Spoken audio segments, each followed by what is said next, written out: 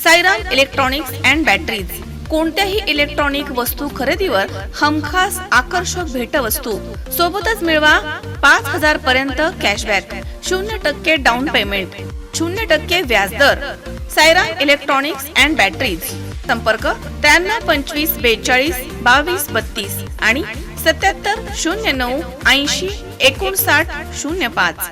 आमदार विक्रम पाचपुते यांनी भरवलेल्या पहिल्या जनता दरबाराला मोठा प्रतिसाद मिळालाय. एकूण 395 नागरिकांनी आपल्या समस्यांचे तक्रारी अर्ज सादर केले आहेत.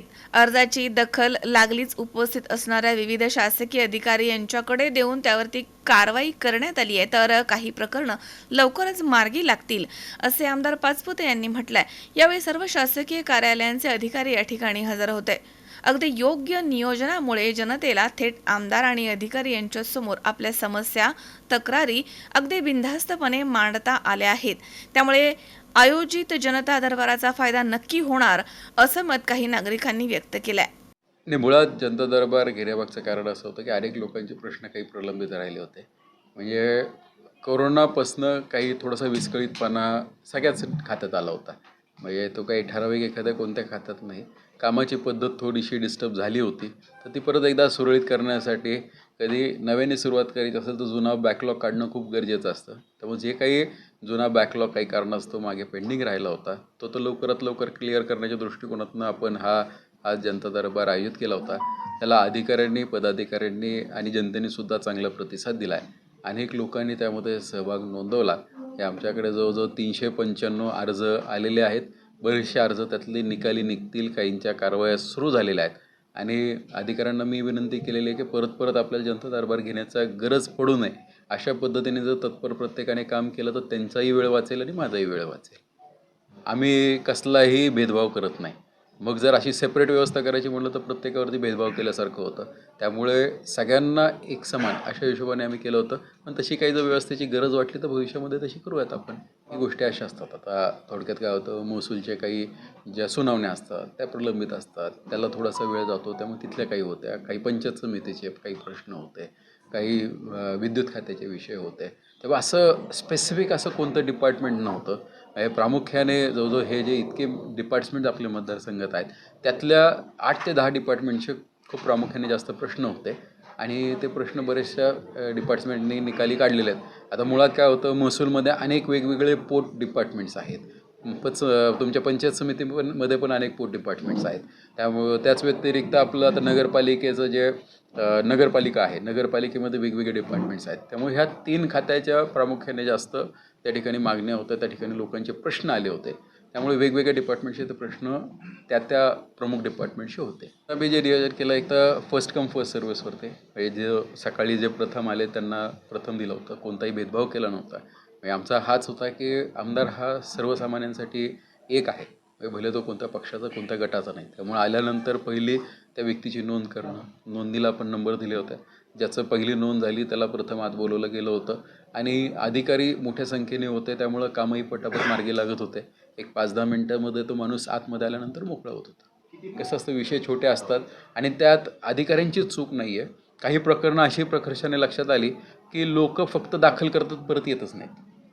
म्हणजे तारखा पडल्यात आणि तारखा पाहिल्यानंतर कळतं की तिथं काय म्हणणार, ज्यांनी दावा दाखल केला तो आलाच नाही आहे. प्रतिदावी जे असतात, प्रतिवादी आहेत, तेही त्या ठिकाणी उपस्थित नव्हते. तेव्हा अशीही अनेक प्रकरणं होते.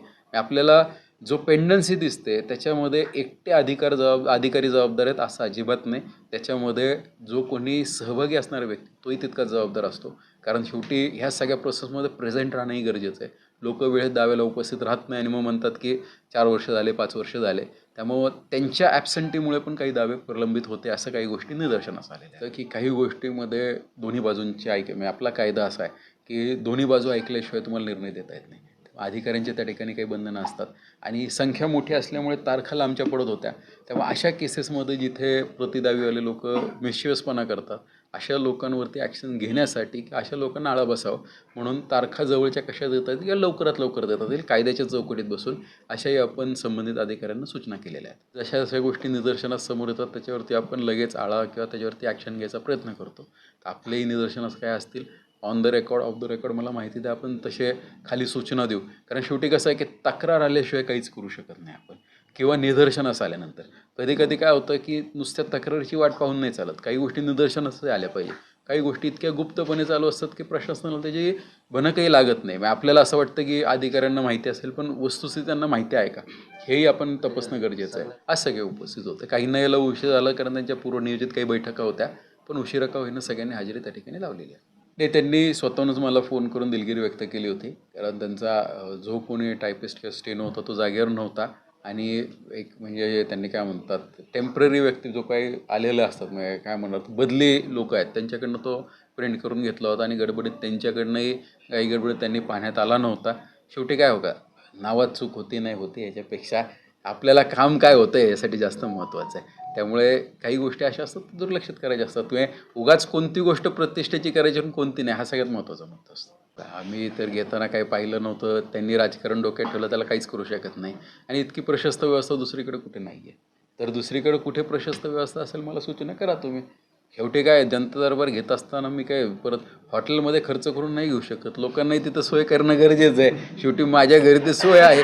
मी ह्यांना अधिकाऱ्यांना विचारलं कोणता हॉल आहे का, तर तसा कोणता आपल्याकडे प्रशासकीय हॉल नाही आहे. असतं तर आमची काहीच हरकत नव्हती. मला काय माऊलीवरच बोलवलं पाहिजे असं काही नाही. ज्या ठिकाणी सोय आहे त्या ठिकाणी आम्ही घेऊ. अशी कोणती जागा विरोधकांना वाटत असेल चांगली त्यांनी सूचना करावी. ज्या ठिकाणी होऊ शकतो माझी तिथेही तयारी आहे. त्यांचं जरी झालं नसेल तरी माझी तयारी आहे, पण तेवढं प्रशस्त झालं नसावं. प्रत्येक गोष्टी मी जे म्हणलं ना, जे काही प्रलंबित गोष्टी आहेत ह्या आम्ही आज निकाली काढायचा प्रयत्न केला आहे. एकदा जुना बॅकलॉग संपला की नव्याने शिस्त लागेलच.